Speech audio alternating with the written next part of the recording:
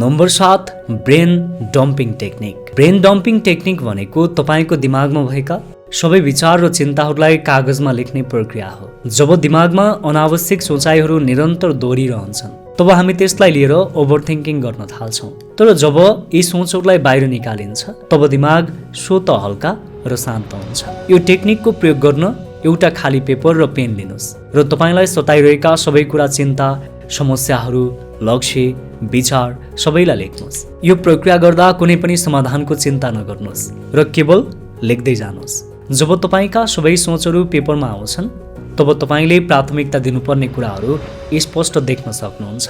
तपाईको दिमाग समस्या सुल्झाउने ठाउँ हो, समस्याहरू थुपार्ने ठाउँ होइन। त्यसैले दिमागमा अड्किएका सोचहरूलाई पेपरमा पोख्नुहोस् र हल्कापनको अनुभव गर्नुहोस्।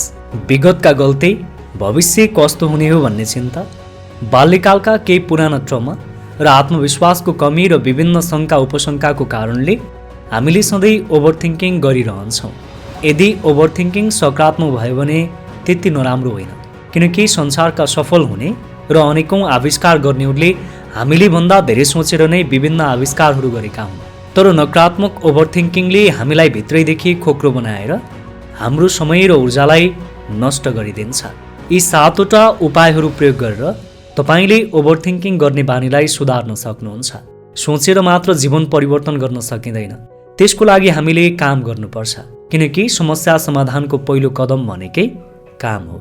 त्यसैले भगवत गीतामा श्रीकृष्ण भन्नुहुन्छ, कर्मण्यवाधिकारस्ते मा फलेषु कदाचन, अर्थात् तिम्रो अधिकार कर्ममा छ, फलमा होइन। त्यसैले सोचेर मात्र खेर नफाल, किनकि कार्य गर्नु तिम्रो धर्म हो।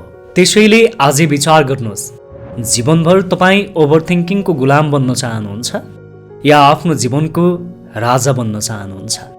त्यो तपाईँको हातमा छ। सपनालाई पुरा गर्नु छ भने आँखा खोल्नुपर्छ।